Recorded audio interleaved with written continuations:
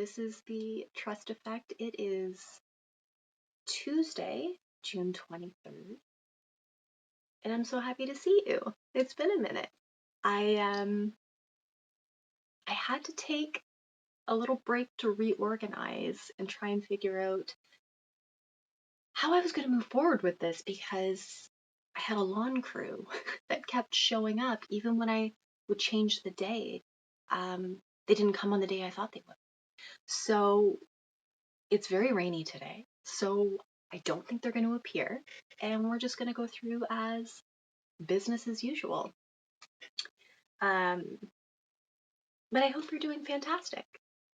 And as we just ushered summer in on Sunday, June 21st, and we've entered a new season, a new energy, if you will, I thought it would be a good idea to start with today's Daily Sovran passage for summer. And first I'm going to start with summer, kind of give you a little overview of the energy that this particular season carries in this book.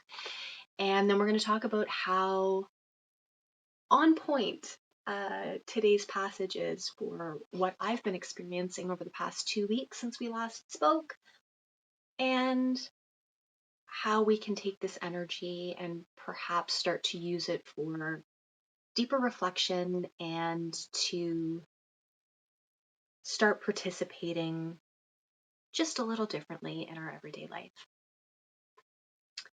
So summer.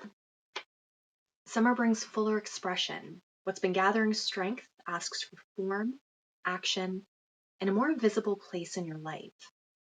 The field grows more active, more can be seen, carried, and is in motion. What was once only potential now wants contact with the world as it is. Summer reveals what can hold under light, pressure, demand, and momentum. It's a season of vitality, but also of exposure. Clarity matters here because growth can be nourished by movement or overtaken by it.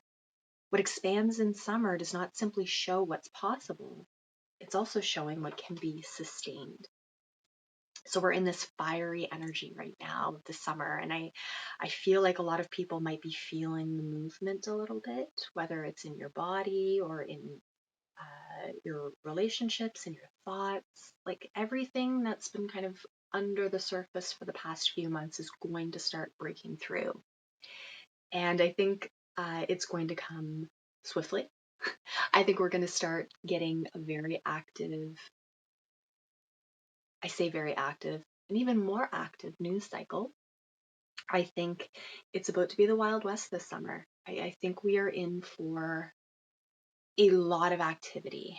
And because we are in that season of fire and we are in that season of heat and expansion and vitality, we have to pay more attention.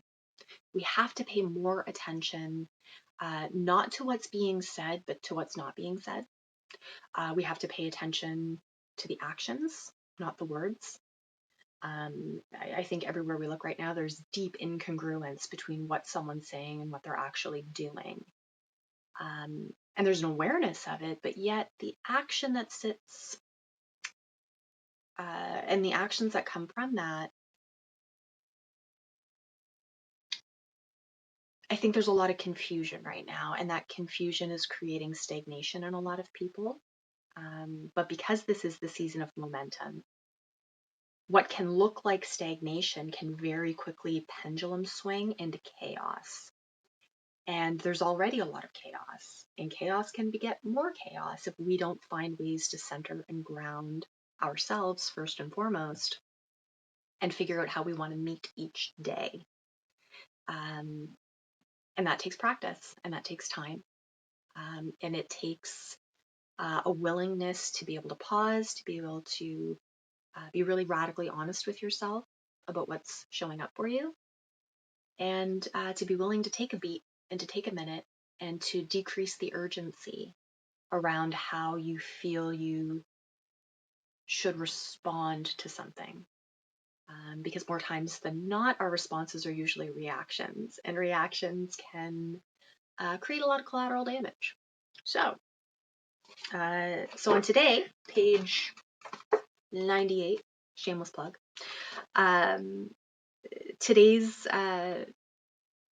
invitation is before you answer, notice.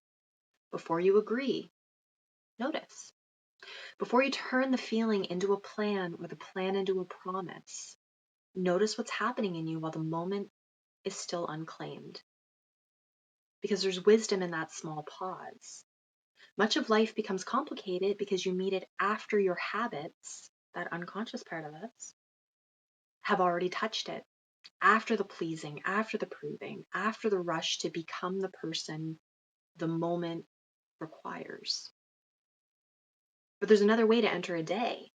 You can remain with yourself long enough to know whether what is rising in you is truth, excitement, fear, hunger, loneliness, or simple momentum wearing a mask of clarity. The pause is not always a delay, but where honesty enters.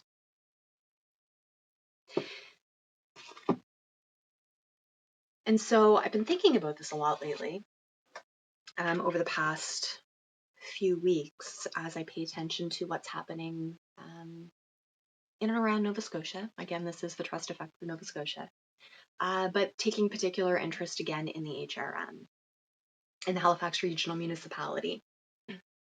And from my perspective, because we're just going to dive into this, from my perspective,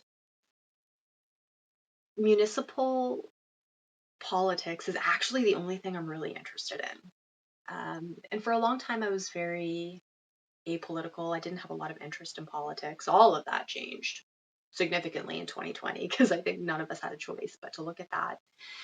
But I feel like municipal politics is the one thing that no one really pays attention to. It's the thing that gets the least amount of coverage when we go through election cycles.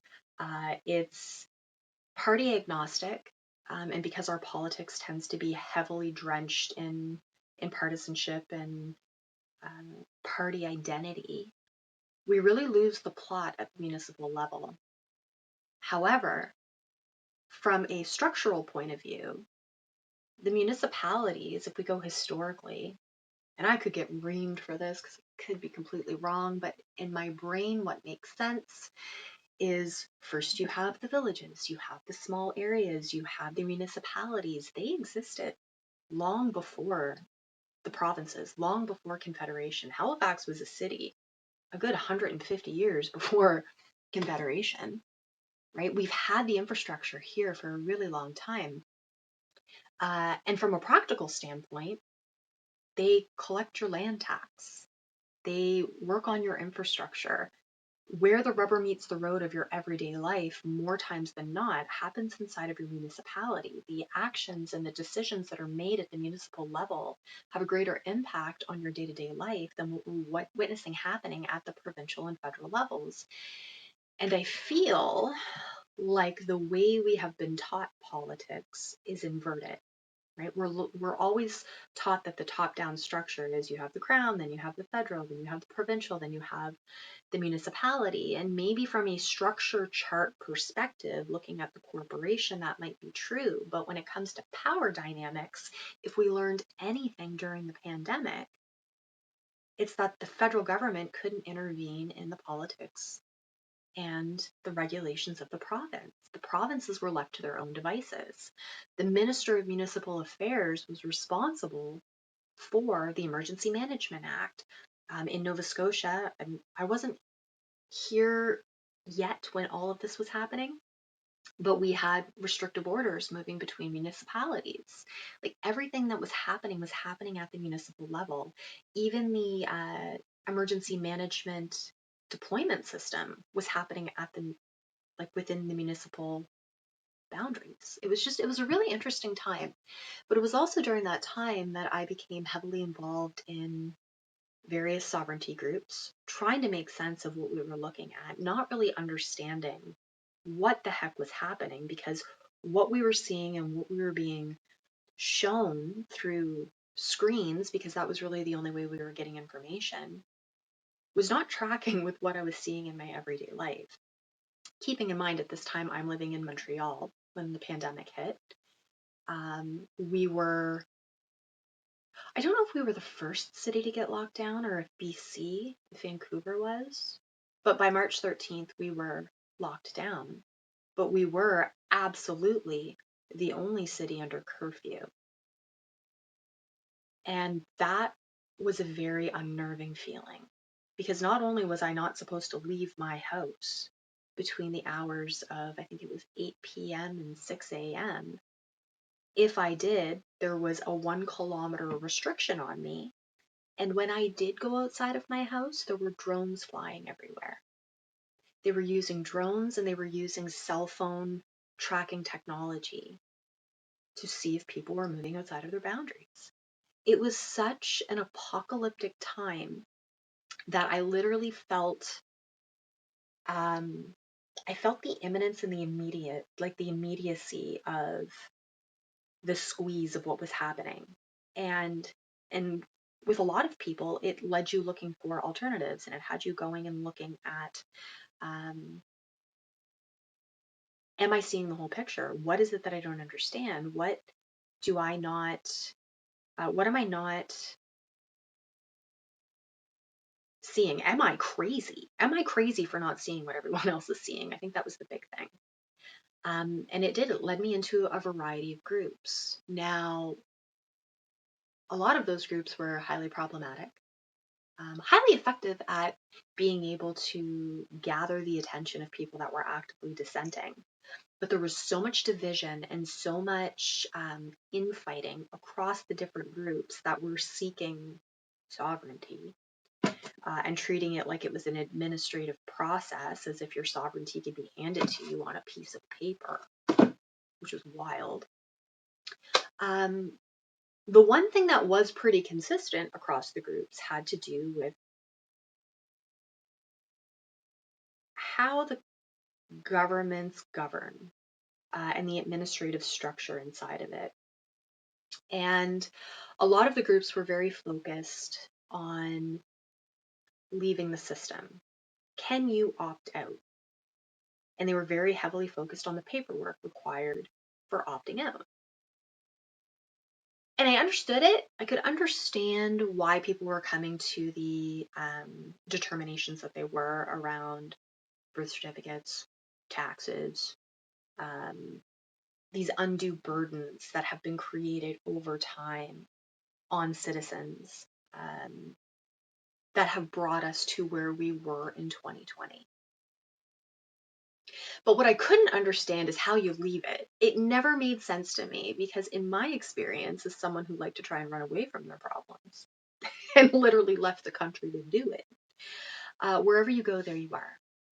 And if you don't have a strong sense of self, if you don't have a strong grounding, and rootedness and knowing of who you are, where you're standing, and the contracts that bind you to that place, I don't care what pieces of paper that you have,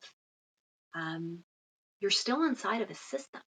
You cannot escape. There's nowhere to, like, I don't know where you can go where there's not a government. So one of the more intelligent people that I've met, and someone that I consider a mentor, is Cal Washington. And he's had a very interesting journey throughout his life. And in some of the private conversations that we had, he looked at me and he was like, Nicole, you can be as out, as out of the system as you want, but it doesn't solve any of your problems. What you have to learn how to do is be an administrator of your affairs. You have to know who you're speaking to and how to administrate from that perspective. And the only way you have standing in front of these systems is with the paperwork that they bestow upon you. That's how they see you. That's how they interact with you. So you have to learn how to be a steward of that. You have to learn how to steward that properly, and therefore steward yourself properly and administrate yourself in a way, that the systems that you're interfacing with over time start to come into equitable alignment. In the absence of that, nothing's ever going to change. It's just not. We live in a commercial world. And so you have to understand commerce, and you have to learn how to be a good merchant, good administrator of your affairs. That made perfect sense to me. And I'm like, okay, Cal, now I know where we're going with this. This makes sense to me. And so it was through those conversations that I started understanding the power of the municipal government, right? I started really digging into, oh, there's actually a large power center here that's largely untapped that no one really pays attention to, because people treat municipal politics like the kindergarten of the political world, and that couldn't be further from the truth. And as I look at the city of Halifax and I look at where we've come to and the state of our current council and the conduct of our mayor, which I'll get into that later because we had an interesting headline drop last night, and the complete and utter apathy of the people,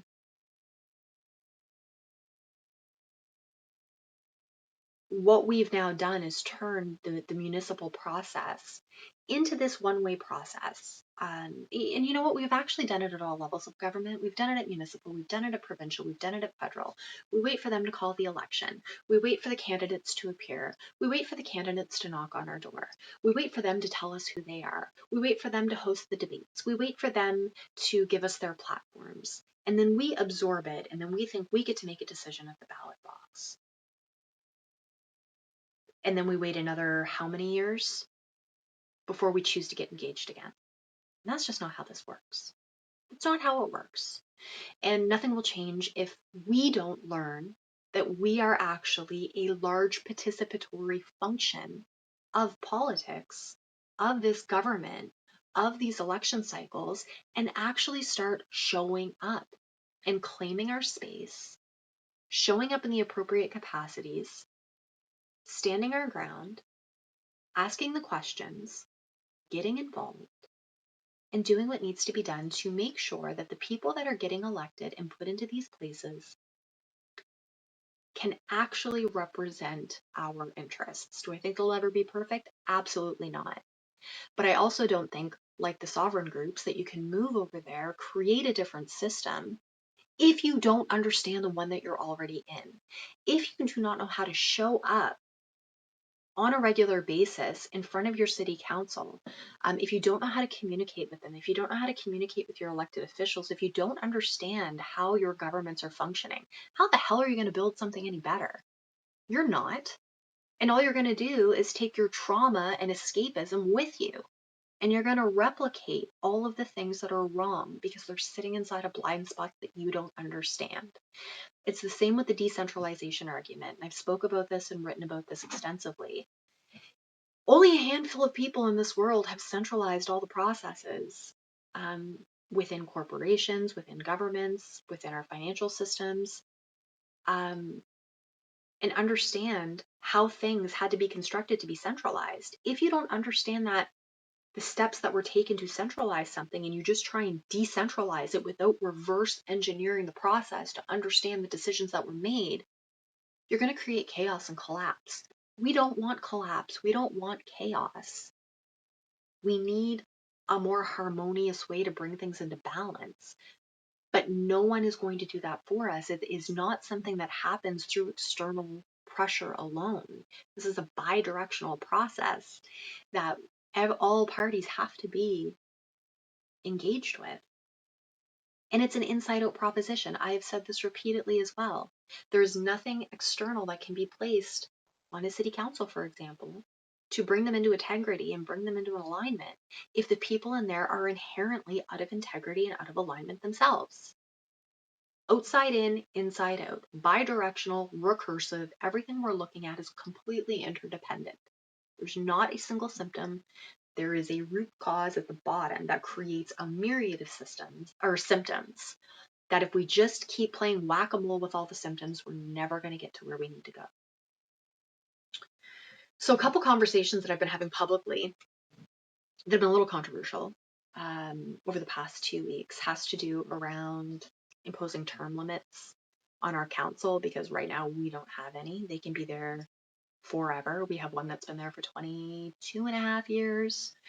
The majority of our council have been in there for at least 2 terms. Of 16 councillors, if nothing changes in the next election in 2028, we will have at least 10 of the 16 councillors in for a minimum of 3 terms. Highly problematic. And so a conversation that happened, and I'm going to tie this all together, I promise. I just, my brain doesn't work in a linear path, so you just got to follow the web. Deputy Mayor Patty Cuddle was on the radio last week stating that there is an issue inside of our council right now where our councillors don't understand what constitutes as a meeting. And because they don't understand what constitutes as a meeting, and they don't understand what constitutes as a quorum, they now feel that they need legal interpretation so that they know how to classify a meeting, i.e., are these meetings that we're having considered, I don't know, corrupt? Are we having meetings that are not above board? Do we have an integrity issue? Are we not attending meetings that we should? Are we attending meetings that we shouldn't? Are they not publicly documented? Like, I don't understand how we have a group of elected people that don't understand a meeting. And yet it's all written down, but nobody wants to read the documents. They want to have a lawyer read them to them. Who's the lawyer that's going to read them? The municipal solicitor who benefits from the obscurity? Like, so my argument around what Deputy Mayor was talking about, which was essentially that we have a comprehension problem in our council. The rules are unclear. The guidelines are unclear. We're going to need to have some legal advice come in and explain this to our councillors, because right now they are running on experience, right? And I've always said you can have all the experience in the world in the room, but if the experience has been tainted over time and people are taking shortcuts and cutting corners, and that's what's getting passed down institutionally, and your new class that's coming in are not doing the research, they're not reading the documents, they don't trust themselves enough to take action and stand in opposition to the tenured class of counselors that are sitting there. We have a problem, but we the people can't see it because we're too focused on the pothole that's not getting fixed. We're not actually looking at the mechanics that are creating the conditions for our roads to be riddled with potholes, for our traffic congestion, for our poor city planning. Like, what are the conditions that are creating that? And the conditions that are creating that is deep, deep, deep incompetence and lack of self-trust in these counselors that are sitting in these spaces. And so my criticism to what Deputy Mayor was saying that I was talking about on the radio had to do with the fact that there is no competency testing for a counselor. Unlike a lawyer or a doctor or someone getting their MBA, there's no equivalent to an LSAT, GMAT, MCAT that someone who is running for office would have to write in order to show basic core competencies, that they know how to read, that they know how to comprehend what they're reading, that they know how to sit with it, that they know how to take action, that they can answer basic questions without deferring everything, and I mean everything, to the municipal solicitor or to staff for a report. There's absolutely no independent thought and decision making happening in this space. And we, the people, are to blame for that. We are to blame because we can't sit here and point fingers at a council who doesn't know what they're doing when we don't know what it is that they're supposed to be doing. One of my biggest pet peeves is when people say they work for us and they keep forgetting it. Oh, okay. What kind of employer are you if you don't know how to direct your employee that you think is your employee? Like, the mindset around all of this is so fucked up. Excuse me. It's such a victim mentality. that we have offloaded so much accountability and responsibility onto everything and everyone that we're at this point where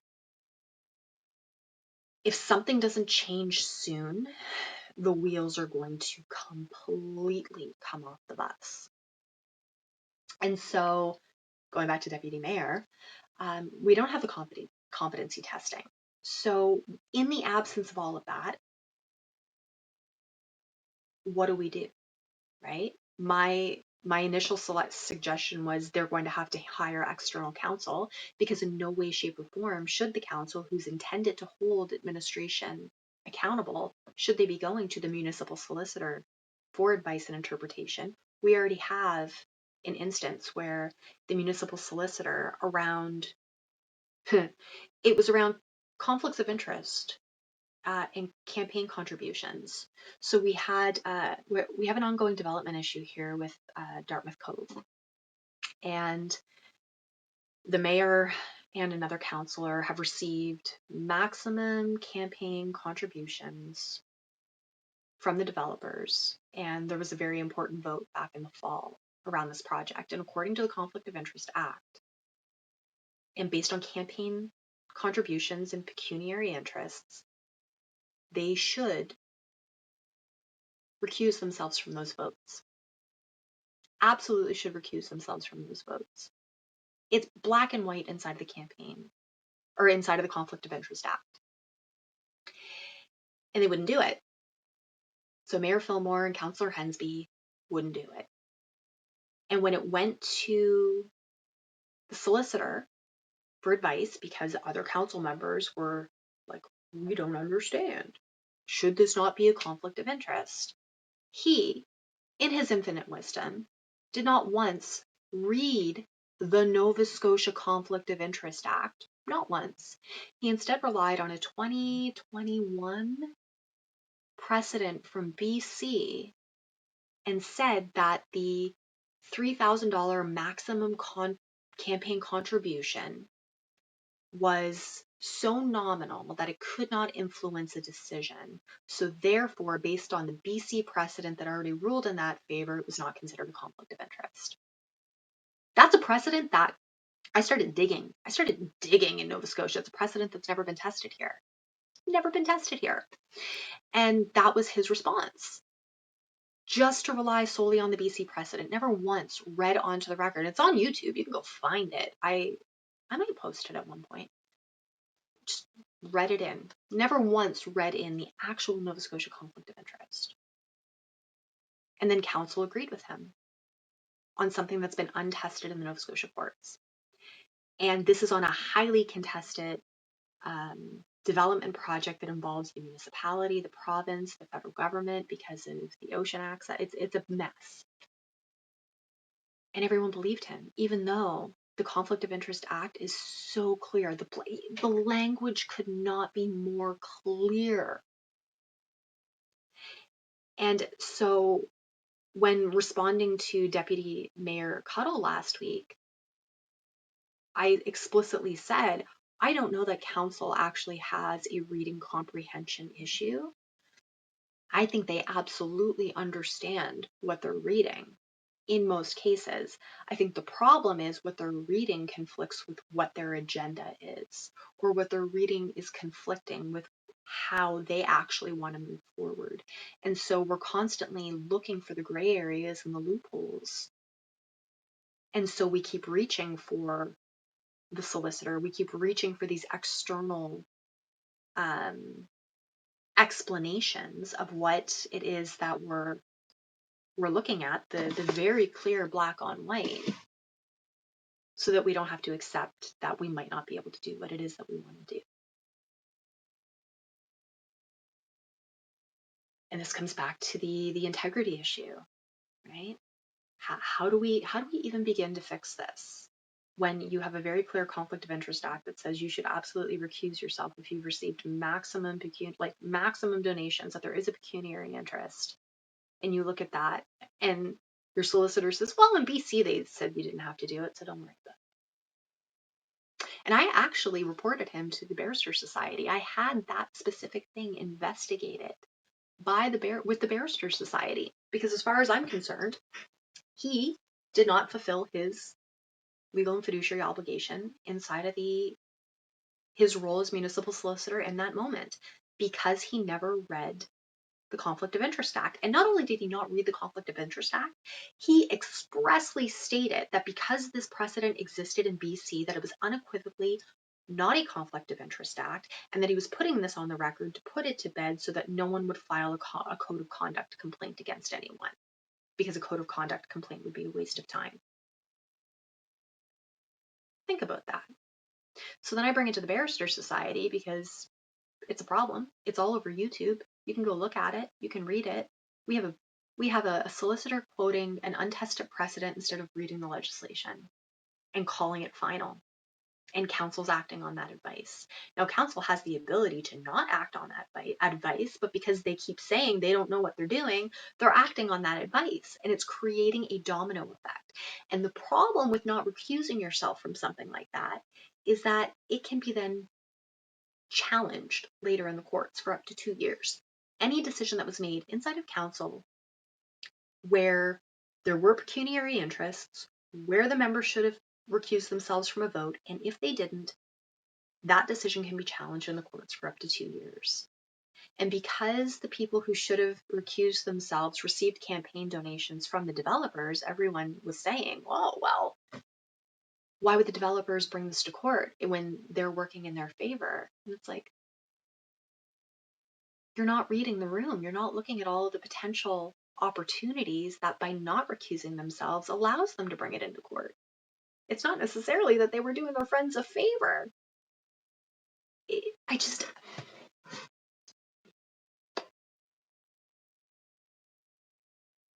Sometimes I just feel like I'm living in such an alternate reality where we are so focused on the words that people are using instead of the actions that they're conducting themselves through, that we've completely lost the plot of what's happening. We're not paying attention the way we should be. We're not pausing long enough to go, is this true? Should this be happening? It's mind-blowing to me.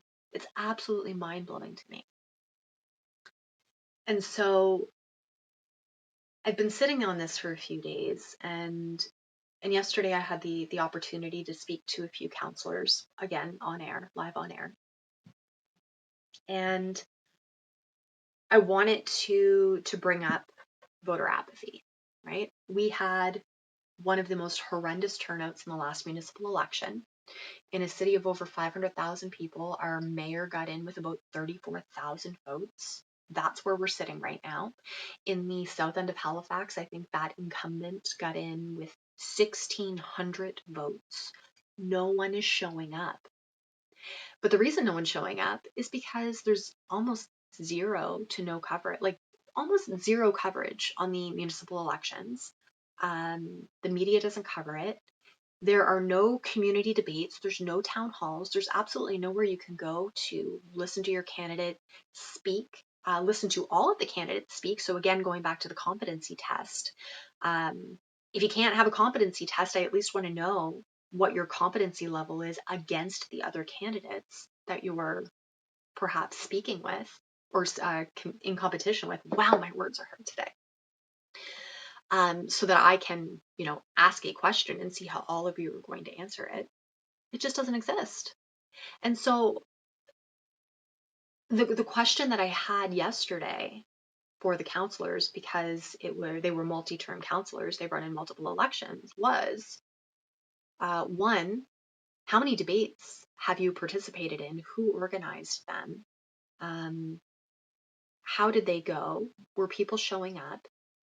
And these are 3- and 4-term counselors who have only participated in 3 debates over their entire tenure. 2 and 3 election cycles, 3 debates. That's wild. And they had to be organized by community associations. Okay, cool. Hey people, here's an opportunity. If you're waiting for someone else to create the event, you've lost the plot. If you're waiting for other people to show up and create the conditions for you to feel comfortable participating, perhaps you have to start looking at your own responsibility and accountability as a citizen in this place. we have such a victim mentality. We are so stuck inside of this villain victim hero loop where we're constantly being victimized by the evil government and we're waiting for a hero to swoop in and save the day. It's never going to happen. What you have to do is witness that that is the plot that's playing out and figure out how you want to participate differently. So my question was, great. So now that I know you just have to be an individual or a community association to host a debate, what's required for a debate? How do we start putting together the infrastructure to make this happen? How does a framework get put together that can be plug and play in every district so that anyone who wants to be able to see their candidate speak has a proper framework to do that? Stay tuned for that because that's actually my area of expertise. Putting together global processes, protocols, workflows that can work in multi-jurisdictions, that's my specialty. That's my corporate training. That's what I know how to do en masse. So we're going to put that to use. I'm going to be putting that to use.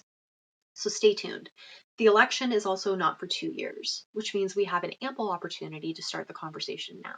How do we start having conversations as a community, as a public, to be able to not wait for the election to show up and then have 6 weeks to participate? If you're not happy with your council, if you're not happy with what's happening now, start planning. Because what's that saying? Those who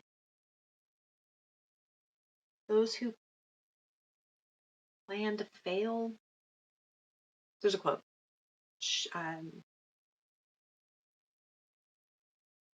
When you fail to plan, you plan to fail. Thank you. Yeah, when you fail to plan, you plan to fail. So, hey, people, instead of waiting for the, I don't know, HRM to plan the election, start planning it yourself.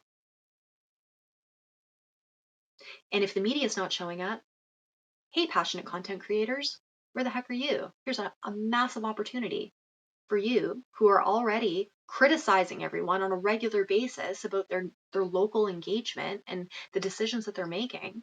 Be part of the process. If the media doesn't want to show up, you show up.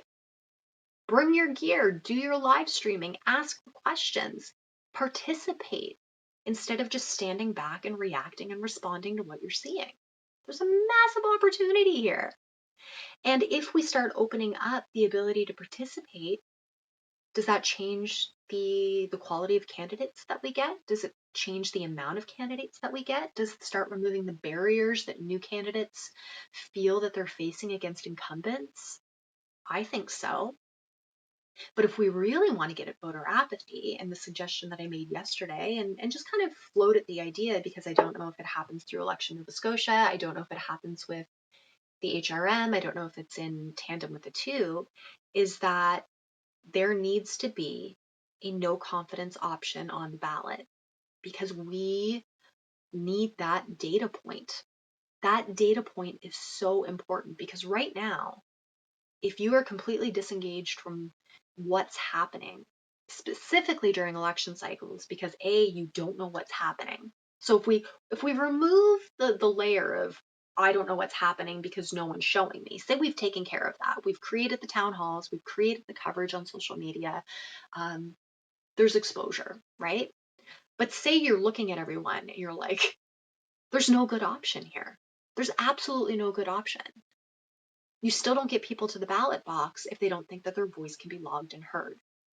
And a ballot right now can be spoiled for a myriad of reasons, right? There's no data with a spoiled ballot other than it's a spoiled ballot. But if you have a write-in option and you can write no confidence, or you have a little box and you can check no confidence, that's a freaking data point.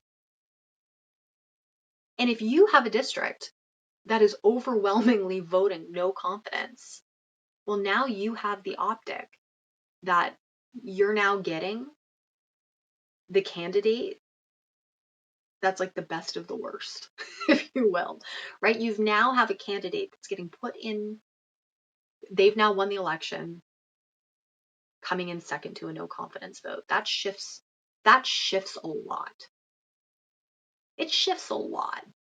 And I thought it was really interesting that one of the counselors, he's been there for a long time. He's not very well liked, but he keeps getting in because he's not getting in with a lot of votes. He was like, I don't know that no confidence is a data point. You can spoil your ballot, after I had already just explained that a spoiled ballot is not a data point, but no confidence is. He's like, I don't think it's a data point. But it so happened, and I hadn't heard this yet, that yesterday there was an article talking about how they want to go from a paper ballot to an electronic ballot, and that now might be the time to have that conversation. So it looks like we are going to have e-ballots, which is a huge problem. Huge problem. I don't care if there's an e-ballot, there should always be a paper ballot option. Paper is king. Paper is king. If I learned anything in document management working in law firms, you need paper. An e-ballot is a problem. But he did say, if we're in a ballot transition, this might be the time to have the conversation. And it's up to the clerk of the municipality to start kind of digging into that and looking at it. So it's like, okay, maybe now we're getting somewhere, right? What are the pathways to participation so that people can feel heard, that they can see what's going on, that they can have contact with the candidates, with the incumbents, with the process in a meaningful way, right? What does that look like? And if you're waiting for the government to create those pathways for you, they're not going to, right? They're not going to. It's not to the advantage of our elected officials, of our institutions, to have more public access. We've already watched at the provincial level Tim Houston attempt to cut citizens out at every corner. The more voices, the more dissent, it becomes more problematic for agendas that may not serve the many. So if you are the many, you have to figure out how to participate differently. It's so vitally important. And as I always say, you can't really expect anyone to do something for you that you're not willing to do for yourself, right? We have to get away from really rallying and raging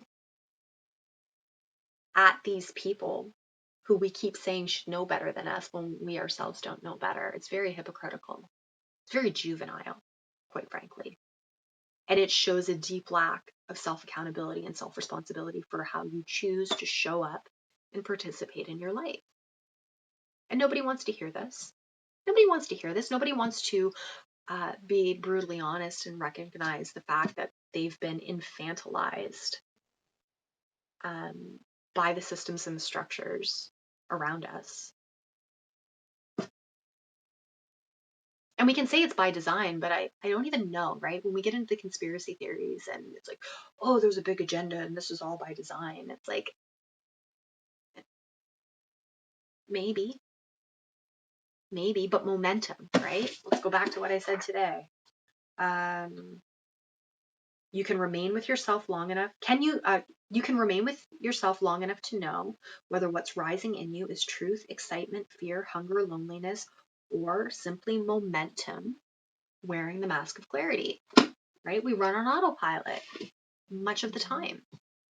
So what do we need to do to break that autopilot? Who do we have to become as individuals to stand differently, to participate differently? This is why the whole system that I've created inside of Sovran Wellth focuses on witness and claim. Witness being honesty, acceptance, loyalty, trust. Can you build that muscle? Can you build that capacity to pause long enough to be brutally honest and accept what's in front of you and start building the loyalties that secure trust within you to get trust outside of you? Can you understand how to make a claim? Do you know the claim that's being made? Claim being capacity, jurisdiction, and contracts. Do you know who you are, where you're standing in the contracts that bind you to that place? And then where it starts to go off the rails and your brain starts to explode is that these aren't two independent features. They're recursive. Inside of honesty is CJC, your capacity, jurisdiction, and contract. It sits inside of that, but also inside of capacity over here sits honesty, acceptance, loyalty, and trust. It's symbiotic, it's recursive, it's working symbiotically all the time. And when you can recognize it in yourself, you can start to process it a little differently, put some structure around it, and maybe start to take a beat to go, oh, okay. And then take your ability to witness, your ability to hold a claim, and start moving through the conditions of trust, capacity, function, governance, continuity. Are people being who they are? Like, in these situations, the capacity, do you understand the capacity of the people that are going into these spaces? Do they know the function of their office and of their job? Do they know the governance, the rules, the regulations, the laws, etc., that are required for that capacity and function? And can they operate inside of that continuously over time? These are your diagnostics. These are your metrics to try and look around you and go, why are the wheels coming off the bus 100% of the time right now? Right? It just feels like everything feels like a dumpster fire right now because there's no structure. But nature inherently has a structure, and every structure has a sequence. And when you can start to crack the structure and the sequence, everything starts to make a little bit more sense. But it comes with deep levels of responsibility and accountability. So, for example, apparently, what was it, May 22nd, the HRM Auditor General flagged some significant irregularities in the expenses of the mayor. This is what came out last night. And the HRM auditor had to go, I'm too close to this. I can't do anything with it. So I'm going to refer this to the Halifax Regional Police. They need to look at this. Then the regional police get it and they look at it and they're like, whoa, we're too close to this, because council sits on the police board of commissioners, and I don't know if he does as well, but they're like, we're too close to this. We need to refer this to the RCMP. And so now it's sitting with the RCMP because our mayor didn't follow procurement laws. He didn't follow the procurement laws. He didn't follow the proper protocols for submitting expenses. How do people not know how to read? We have to stop giving them a pass on this. But we can't expect them to read if we're not reading. If we don't know what they should be doing, because if we don't know what they should be doing, then how do we ever expect to stop it? This is where our participation has to change. And if you feel like you are too busy in your life to take a couple hours of your week to understand how the world around you operates, I'm sorry, nothing's going to change. It's just not. It's just like if you can't take a couple hours out of your week to understand how you as a human are operating, if you don't understand, again, the Sovran Wellth Wheel, why I have it is so that you can have some focus on the 9 areas of your life that are operating independent or interdependently all the time. Your physical well-being, your emotional well-being, your intellectual well-being, your creativity, your relationships and connections, your vocation, your purpose, your environment, your material resources, your faith and spirituality, whatever that deeper connection is, whatever you choose to call it. It's not for me to determine what's right for you, but every single person has facets of their life that fit inside of those buckets, and it's up to you to see it. Can you sit with that long enough? Can you understand your blind spots? Can you understand your inherent motivators? What's moving you? Are you reacting to life? Are you responding to life? Are you witnessing your life? Are you sitting inside of the villain victim hero loop? Is that where you're making your decisions from?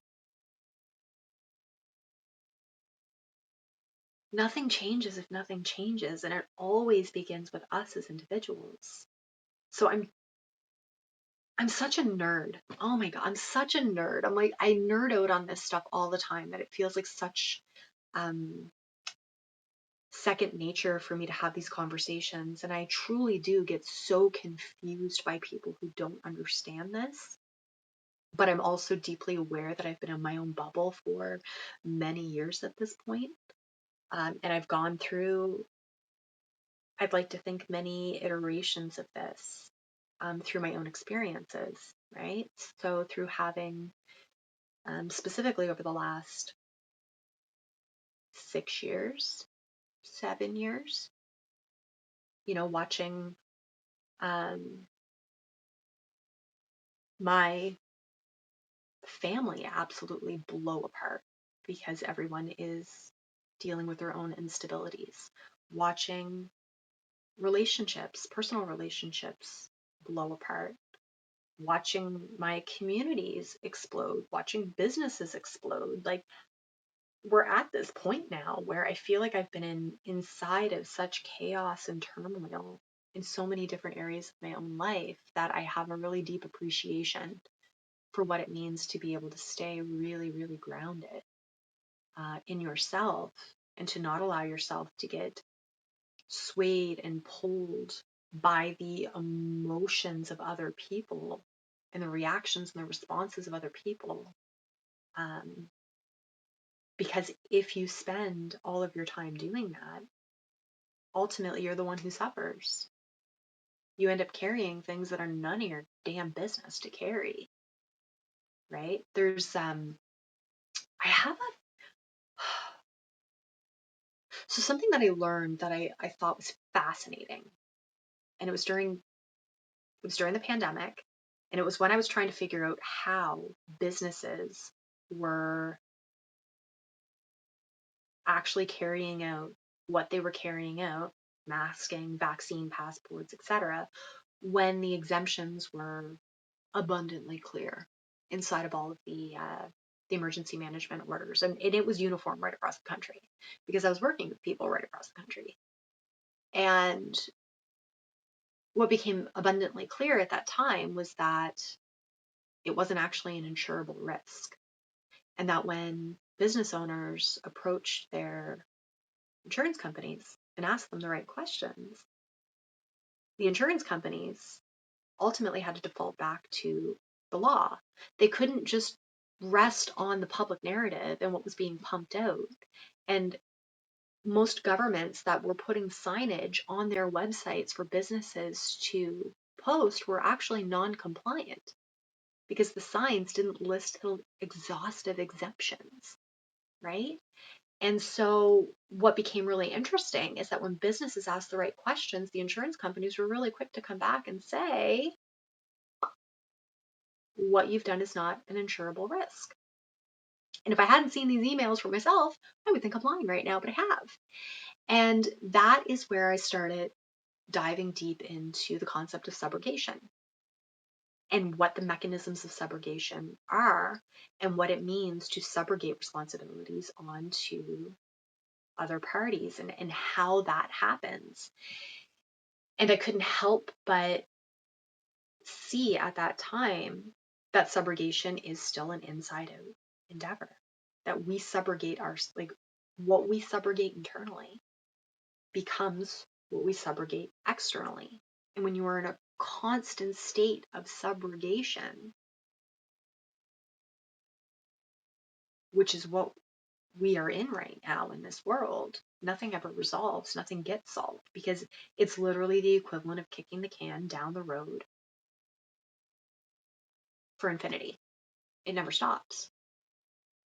And I have like a 45-page document that I wrote, oh my gosh, almost 2 years ago now, on this kind of like phenomenon when we start looking at what subrogation is and how it bleeds into our life and how it's not only like a spiritual and existential thing that we're facing, it also is rooted in our financial systems and our legal systems and our insurance systems, and it becomes really, really interesting because when you start tracing subrogation, you ultimately have to figure out who the responsible party is, the purpose of it.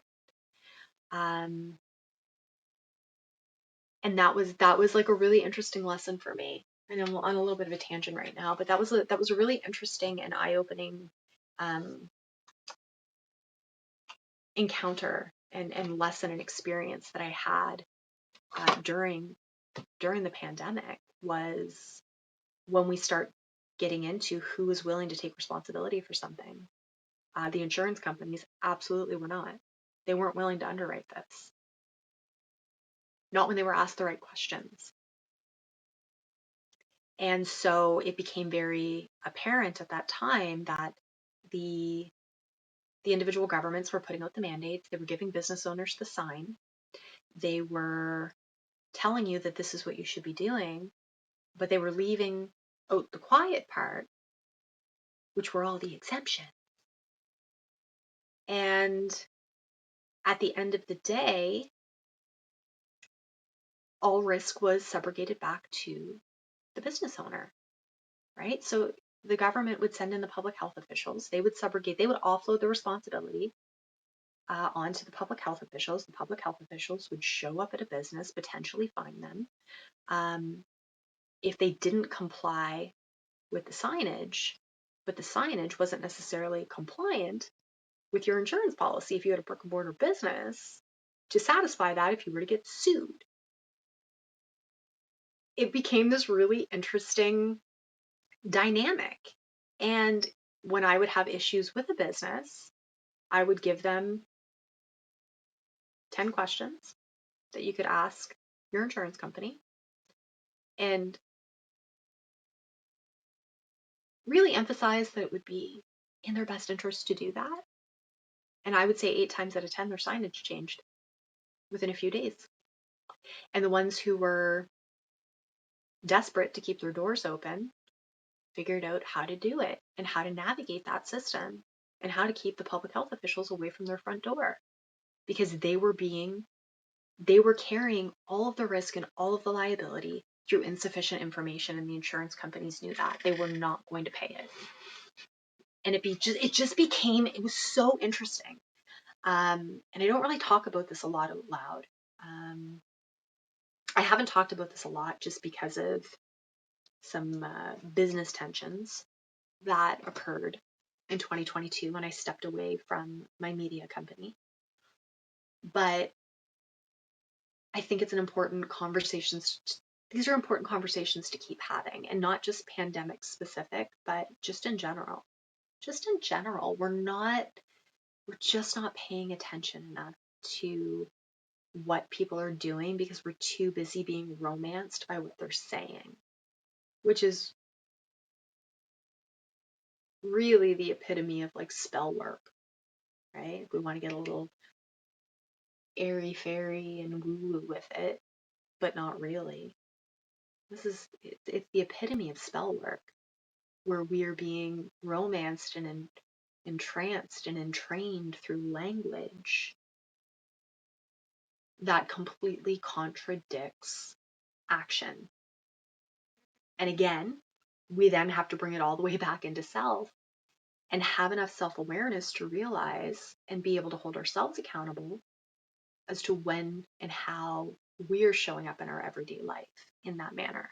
Where are we abdicating our responsibility and accountability? Where are we subrogating that onto other people, places, and things? It's really important. These are really, really, really important fundamental questions that we have to be asking ourselves as individuals. And it's hard because no one wants to deal with the internal fallout of what that brings up. It's messy, it's ugly, it's painful. It can turn your life upside down.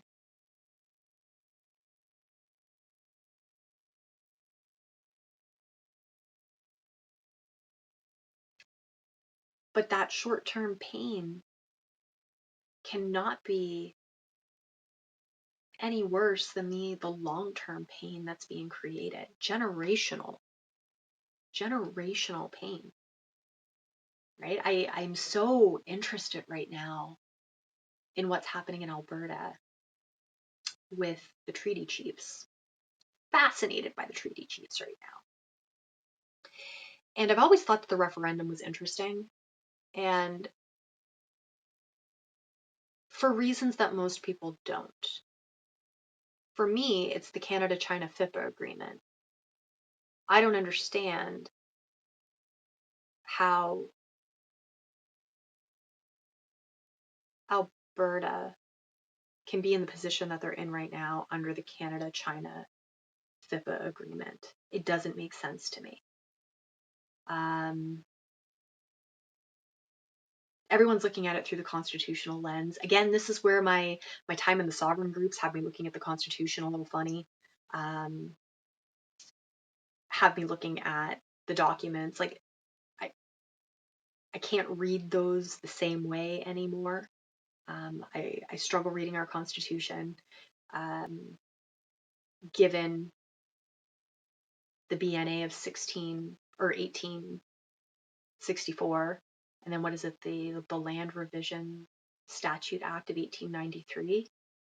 It's like that's the one document that makes me go, huh, are we only relying on like the Rupert Land Act Treaty? Is like that the primary thing that we're looking at? That's another rabbit hole that I'm probably not going to get into.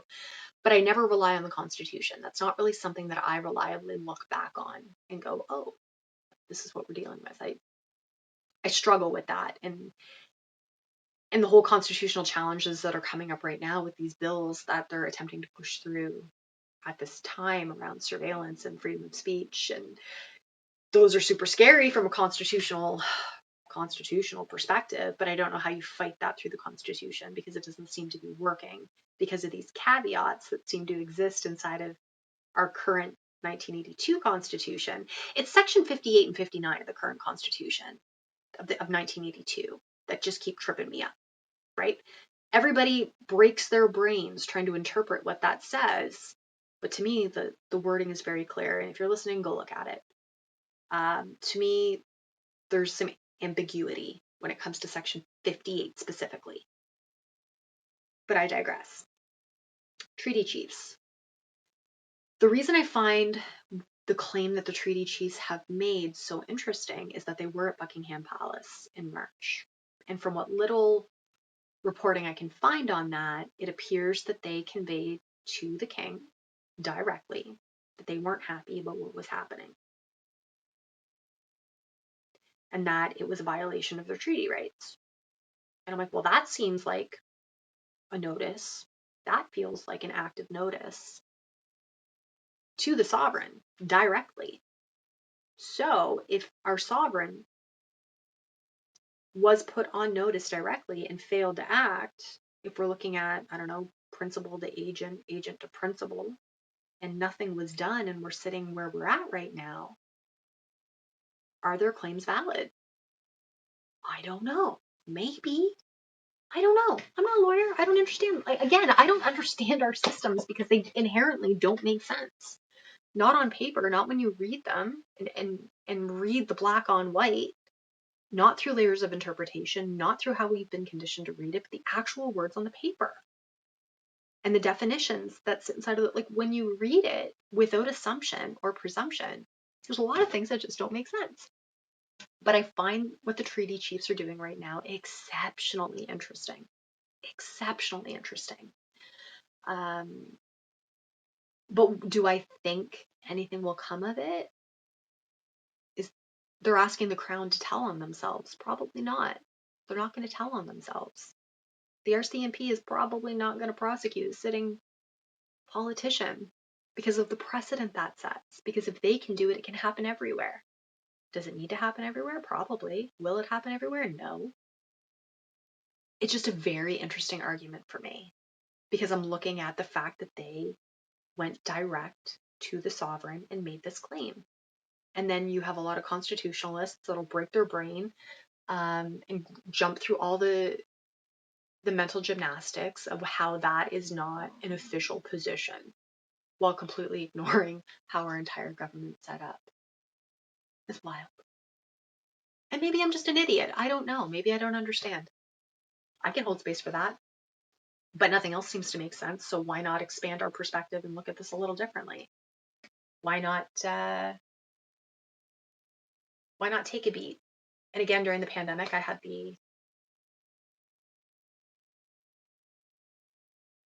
the opportunity to have conversations with various First Nations leaders and people inside of the sovereign Squamish government, which is an interesting space. And I don't know, I just feel like there's some teeth here. I feel like there's some teeth to that, but I could be wrong. I don't know. I'll leave that up for debate. But again, participation, right? They had to show up and choose to participate. They had to go into their documentation. They had to look at it. They had to try and make a decision on how they wanted to participate. And this is how they're choosing to participate. And the fact that they got to the point of being able to approach the Auditor General and the RCMP to investigate these potential claims of treason I find it interesting. That is not a small claim to make. And there's levels to that. There's layers and levels to being able to do something like that. You don't just wake up one day and haul that claim out of your ass. There's a process. So again, sorry if you can hear my belly growling. It's so interesting to me. But again, this all comes back to participation. It all comes back to being able to pause, to be able to take a beat, to be able to downregulate, to be able to witness what's happening around you instead of reacting and responding to everything through conditioning, right? Can you be willing to unlearn some of the things that we've been conditioned to learn in order to hold enough space to build the capacities to remember how to critically think, to remember how to read, to remember how to comprehend what is being shown to you? Can you figure out how to hold an independent thought, to stand outside of the crowd, to stand on business, to stake your own claim? It's very important. I dare say it's the most important thing that individually we are responsible for right now.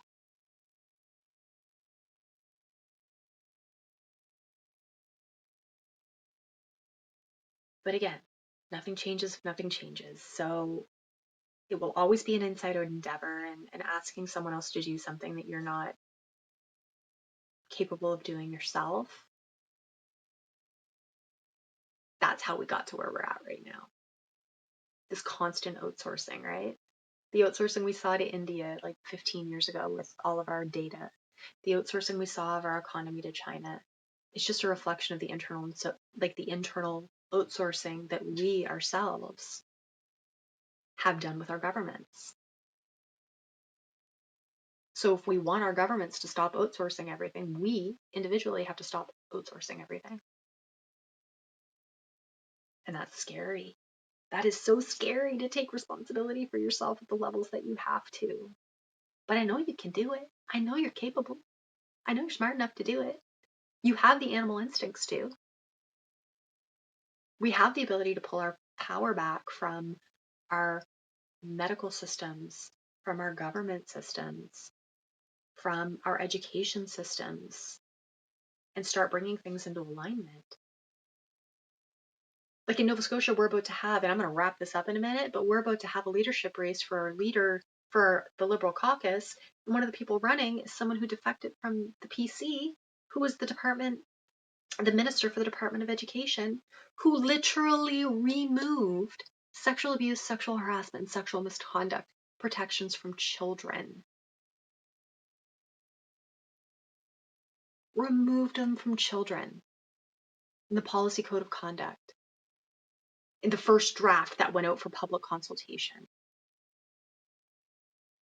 That alone violated the jurisdiction of the Minister of Education, because that policy code of conduct explicitly states that it has to only stick to the unacceptable behaviors, which are an exhaustive list in the Education Act, for which sexual abuse, sexual misconduct, and sexual harassment exists. And she removed them. As far as I'm concerned, that's a violation of her oath of office. She violated that. She should no longer be indemnified because she violated her oath. So not only should she not be indemnified, if she can't be indemnified for a violation of her oath, how the heck is she still an MLA? Not let alone now moving from another party to potentially become the leader of that party. And no one's reporting on it. I've been screaming this on the radio since October, maybe November of 2024, that this is what this woman did. And not only is it what she did, it's been proven through an investigation with the Office of the Ombudsman. I have an email from the Office of the Ombudsman stating that this is exactly what happened, that those things were removed, and that everyone involved was put on a gag order by the policy team to not speak about it ever. And people in the media have tried, they've tried to get the Department of Education on the record talking about this. Won't do it. And neither will the 18 groups that consult it. They've all been placed on a gag order. No one will talk about it. Got a problem. We have a problem.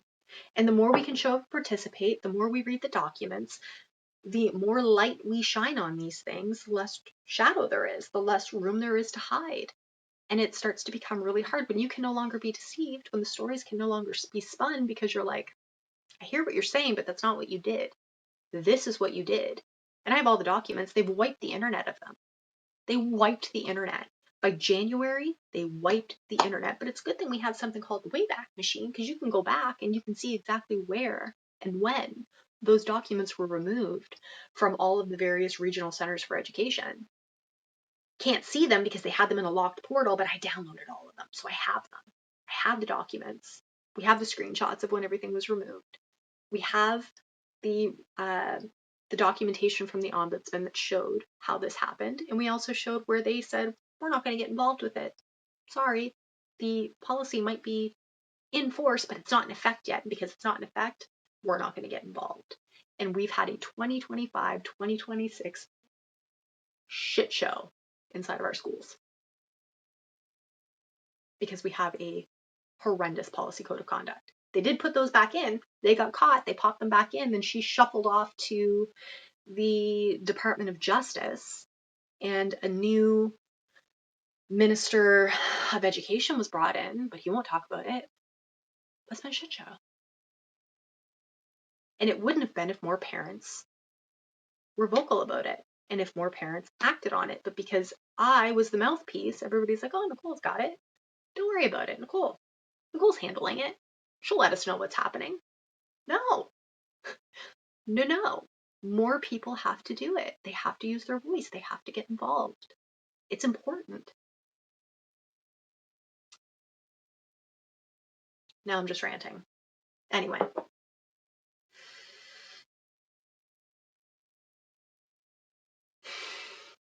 Deep breath before you go on to your day.